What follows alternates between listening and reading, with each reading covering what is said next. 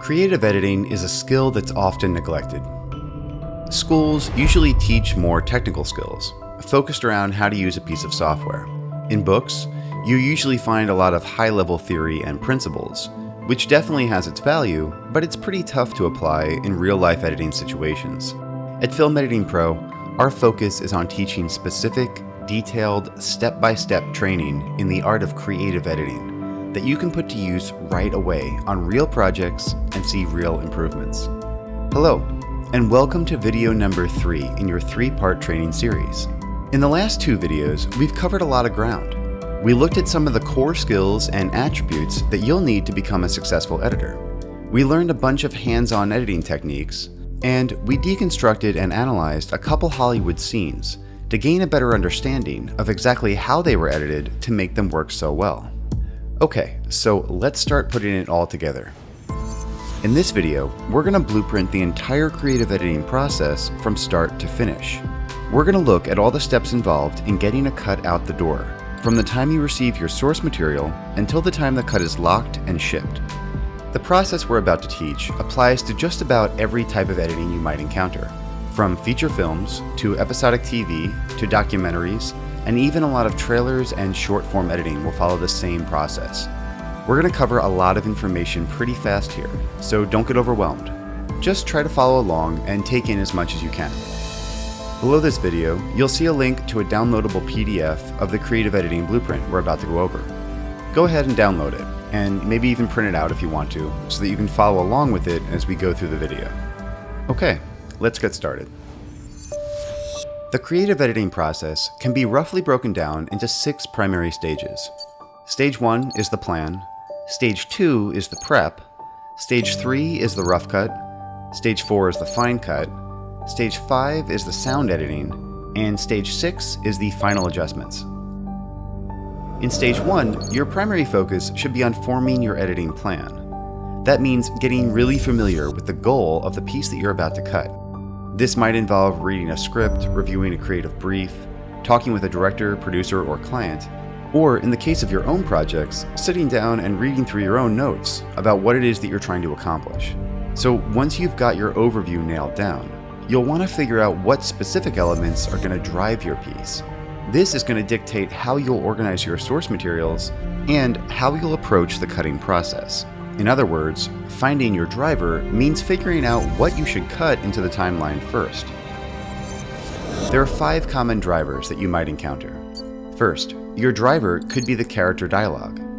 Now, this one's pretty obvious and also pretty common. If your scene revolves around a conversation between a couple characters, then you'll want to start by laying out the basic structure of their conversation and letting the dialogue drive the cut. Then you'd go back later and polish it with picture adjustments, such as reactions, insert shots, and possibly the addition of music, sound effects, and Foley if you need to. Second, a less common example of a driver could be narration. The narration could be anything from a disjointed character voice in a film, or it could be a more obvious use, like the narrator in a documentary or a promo ad. In these situations, you'll find it best to approach your cut almost like you're editing for radio. Start first with only audio in your timeline. Establish a basic rhythm of the narrator as he tells the story with only words. Then go back afterwards and add your picture last. In contrast, a third type of driver is music. In a montage edit, which is heavily influenced by the rhythm and the pacing of your music, your cut will be driven by it. For that reason, cut in your music first, then picture, then the sound effects. Fourth, another driver of your scene could be solely the visuals. No surprise, this is very common in such a visual art form like film. Examples of this are everywhere. Fight scenes are great examples, as are sex scenes, car chases, and about a million other examples where your images are doing 95% of the heavy lifting in getting your story across to the viewer. In these scenes, you'll want to cut in your picture first. Then go back and add supporting elements like your score. And fifth, your driver might be a specific sound being used to build tension in a scene, or to serve as a stylistic motif, like a dripping faucet being intercut with an insomniac, or maybe cannons firing in a set interval as we see different events during a battle in between each blast. This type of driver is less common in features and requires more of a stylized approach. In short form though, like commercials and trailers, it's very common. You'll often hear a unique sound like this, being used to grid out part of a cut. Then, using that sound as a sort of metronome, you can go ahead and create a fully formed sound bed around it, and then finally cut in supporting visuals.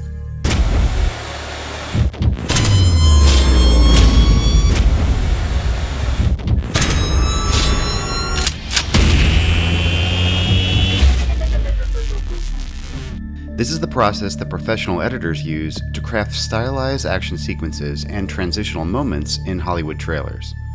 By figuring out the driver of your cut early on, you can really streamline your editing process. You start with what's most important to your piece, and then you build out from there. It took me a long time before I started approaching my editing this way, but once I did, my speed increased dramatically, as did the quality of my final scenes. Now, let's move on to stage 2 of the creative editing process, the prep. This stage is crucial and should never be neglected. You must set up your project and organize your sources in a logical, consistent way. Otherwise, you won't have quick access to the materials that you need as you're editing, and your creative flow is going to constantly be interrupted when you have to dig for shots, dig for lines, dig for sounds. The prep stage involves watching and reviewing all your sources to get familiar with the materials and then marking up some of your favorite shots and takes. And it means organizing your materials in the most efficient way for you to access them. For example, we've talked a couple times about the difference between organizing your footage for feature films versus for trailers and promos. But let me give you a different tip. Some editors choose to create custom columns in their bins, so that they can list relevant information and metadata about their sources. If you choose to do that on your project, which I suggest that you do, try to use consistent wording for describing the various characters, scenes, actions, and so on. This is going to allow you to search your bins and sift your columns really easily, to pull up and group all the similar content together for easy access. That way, we can quickly look through the groups of shots that cover the same types of actions. This is usually faster than referring back to your shooting script constantly, or trying to remember all the different scene numbers and setups. Now, stage 3 is the rough cut. In this stage, you'll be blocking in your scene, then going back through and adding additional camera angles for interest. Now, one important tip regarding the rough cutting stage. In any creative project, whether it's drawing, writing, sculpting, or editing, it's important to respect some basic rules of the creative process. A good rule of thumb is to work from rough to fine, and to resist the urge to fill in details before you get your structure nailed down. For example, every sculptor starts with a block of material and then gradually carves out the features until it's time to refine details like the face and the clothing folds. Also, most writers will start by outlining their piece in broad strokes to establish their overall story flow. Then, they'll start fleshing out the details chapter by chapter. Now, in the case of editing, that means getting the key moments of your scene blocked in and roughly assembled before fine cutting any one section. The reason for this rough to fine approach is that a piece is most easily manipulated in its rougher stage. On a timeline, it's a lot easier to make structural changes to get a cut working when you don't have to worry about moving around a ton of sound design, effects, and so on. Basically, it keeps you creatively flexible for longer. Now, it might be tempting to get fixated on one area of a piece and start adding a bunch of quick shots and sound effects early on, but trust me, it's usually a mistake. Alright, so stage 4 is the fine cut. Now it's time to get more detailed.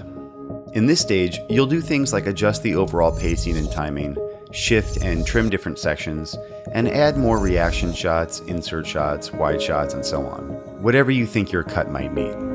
In this stage, you might also want to manipulate some aspects of the footage with things like speed effects. Now, obviously, this won't be appropriate for every film, but in more stylized projects, you could potentially have quite a bit of motion effect work to do. For example, in the case of something like this punch, you might want to add a speed effect that has the punch starting slow, then speeding up into the impact, And then you'd do exactly the opposite for the shot of the victim. So you'd speed up the footage just as he's hit by the punch, then slow it down a bit as his body recoils in slow motion from the hit. Now, stage 5 is all about sound editing. During the rough and fine cutting stages, you'll probably have edited a bit of your production audio into the cut already. That's fine. You need to have that so you can start working and getting an actual feel for the scene. But in this stage, this is where you're going to be going back through and layering in all your key sound effects, like explosions, door slams, car tires, gunshots, and so on. You'll also be layering in Foley, like footsteps, cloth movement, and general manipulation of objects by the characters. Next, you'll also be adding things like wild lines. Wild lines are assorted lines from the characters, usually only the audio, that are typically recorded on location after the takes have already been shot.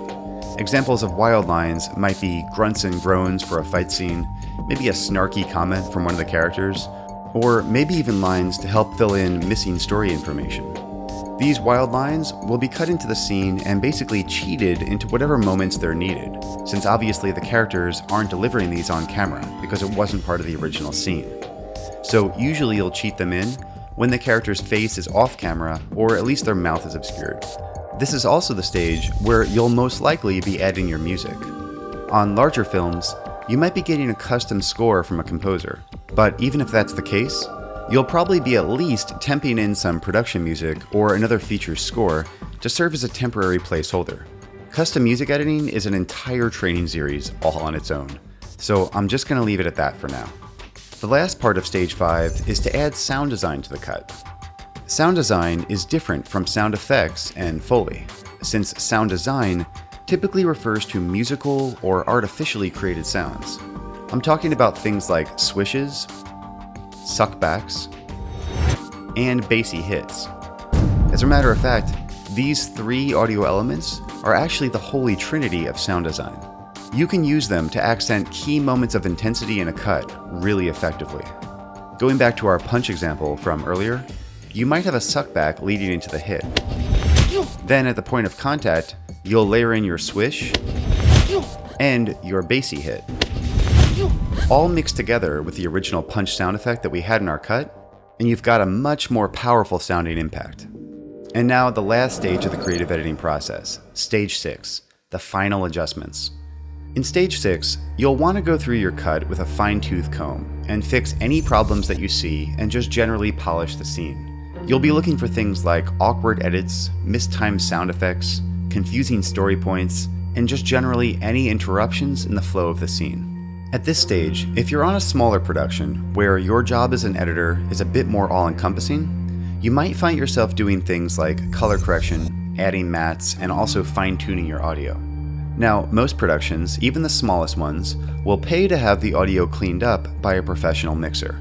But at the very least, you'll want to adjust any of your levels that seem drastically out of whack. And you'll also want to make sure that all of your dialogue can be heard over the music and the sound effects. Here are 2 different ways that you can carve out your dialogue from the rest of your audio, specifically your music. First, you can use keyframes, typically 4 of them, to create a dip below your dialogue, like this.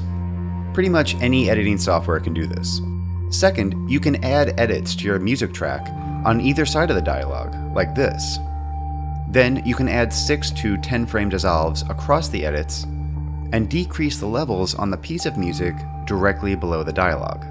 Whichever method you prefer, you'll want to dip your music anywhere from, say, 5 to 15 decibels to allow for the dialogue to come through. Exactly how much you dip it depends on the specific situation, so let your ear kind of guide you here. So there it is. That's just a quick overview of the entire creative editing process. Now, there's a ton more detail that we could get into for each stage, but we don't want to bore you with an 80-hour video. The real challenge for anyone learning the art of creative editing is that we need to get our hands dirty with real editing and learn these skills in the context of a real project. Ideally, we could all have a senior editor sitting next to us to act as a mentor and a teacher. This would obviously be the fastest and most effective way to get really good really fast. Unfortunately, not everybody has that luxury. When I first started out, right after college, I was lucky enough to get a job as a runner at Universal Pictures. I was right at the bottom of the totem pole, but at least I was in the door. I felt so fortunate to be in a place where I had access to amazing quality footage and really experienced professional editors all around me. Being ambitious and hungry to move up, I focused all of my attention on improving my skills. Universal actually paid for weekend editing classes at local training facilities. I found out later that the classes cost around $1,500 each, which made me feel pretty lucky that I was getting them for free. I was surprised though at the material that the classes taught. It was almost 100% software based, or it covered just basic concepts that almost every film student already knows. I couldn't help but think how frustrated a lot of the other students must have been, spending their money on something that turned out to be so basic and, quite honestly, kinda useless. So I kept learning on my own. The process was very slow, but I practiced my editing every chance I got. I even snuck onto a spare Avid one night, and I got the chance to work with some footage from the movie Van Helsing, where I practiced by cutting a trailer. That was a lot of fun, although my trailer was kind of a hot mess. Turns out, editing is pretty easy, and editing well is pretty easy too, but editing really well is very, very hard. It seemed like becoming a top editor was going to be a long, frustrating journey. But then something changed. I decided I'd start hanging around some of the more experienced editors at Universal and asking them a lot of questions. The senior editors were highly paid and extremely busy. Nobody really had the time to teach what they knew about editing to some 22-year-old kid who was delivering 3/4 tapes and taking lunch orders. But since I was close by, I was able to keep asking them questions until I finally got some answers. I was probably kind of annoying, but hey, I was eager to learn. I'd ask them specific things like how'd they cut their action sequences, and what were their favorite methods for approaching their sound design. How'd they create their suspenseful moments and their scares? What were their tricks for cutting flashbacks, dream sequences, and other kinds of stylized edits? As a result of all those questions, 3 things happened. First, the senior editors could see that I was interested and motivated to become a better editor. So they started letting me use their Avids at night, officially this time, so that I could practice my editing using all the high quality and professional footage and sound that was laying around. I'm talking about footage shot by amazing directors like Ridley Scott, Ron Howard, and Steven Spielberg. This, obviously, was awesome. The second thing that happened was that I was able to take all the information they gave me, all the editing tricks, rules, and shortcuts, and apply them all to my own work immediately. It was like I had a cheat sheet to the whole game. Within weeks, I was editing probably 200% faster. I was creating pro-level cuts that I should not have been able to do based on the length of my experience. And best of all, I was starting to get noticed by my bosses. The knowledge those editors gave me completely transformed my skills, and then my career, and ultimately my life. Which brings me to the third thing that happened. Within a few years, I went from being an entry-level runner making something around $7 an hour to being a full-fledged editor making well over 6 figures. I was given the privilege of working on some of the biggest and most exciting movies that Hollywood has to offer. And I'll always be grateful for the generous mentors that helped to get me there. Now, fast forward to 2014. Over lunch, a couple editor friends and I were talking about how we got our starts, and we realized something. As hard as it was for us to learn our craft and become professional editors, even with all the access and advantages that we had, what about people who don't have those advantages? Which, by the way, is most people. What if you aren't lucky enough to get one of those internships or those entry-level jobs at a studio? What if you don't get to learn how to edit using the best footage, with the most experienced editors in the next room for guidance? But we realized that with today's technology and the access to each other that we all have over the internet, there's absolutely no reason why this information can't be made available to everyone, which is exactly why we started Film Editing Pro. We want to open up access for all editors to these high-end tools, these techniques, these mentors, and even the real professional footage. We decided it's time to share the knowledge and spread the wealth. In the training series you just watched, we covered a lot of ground, but believe it or not, this was just the tip of the iceberg, and now we're out of time. There's a ton more to learn, and most importantly, we need to get you actually editing with us on a real project. and putting these techniques to use so you can really absorb the skills you're learning into your brain and your fingertips. So, if you're ready to join us, if you're ready to take this to a deeper level and go even further with your editing, then we're opening up a new class at Film Editing Pro right now. This Wednesday, you're going to have a chance to enroll in a new, cutting-edge advanced training program. The course contains an additional 37 full-length tutorial videos created by the team here at Film Editing Pro. These videos are going to dive really deep into the editorial process, and they're going to start off by focusing on my favorite genre, the art of action editing. We've spent the last 2 years pooling our knowledge and shaping it into a curriculum that maximizes learning speed by strategically exposing you to real-world editing scenarios and guiding you through them every step of the way. We've been working with professional Hollywood directors, sound studios, camera crews, and stunt choreographers to create an incredibly high-end package of footage, music, and sound libraries that we'll be giving every student full access to. Now, the way this works is a lot like the registration process for a college class. We'll open it up for a few days, and then we'll close it back down and get started. We think it's important to keep our classes small to make sure that each student gets the individual attention they need if problems come up.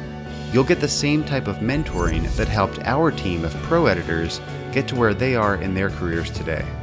So, if your dream is to work on exciting new films and shows in the entertainment industry, then we invite you to join us in this unique opportunity. Come inside and get access to the knowledge of some of the world's most talented editors. Enrollment opens tomorrow morning at 8 a.m. Pacific Time. I'll be sending you an email with all the details.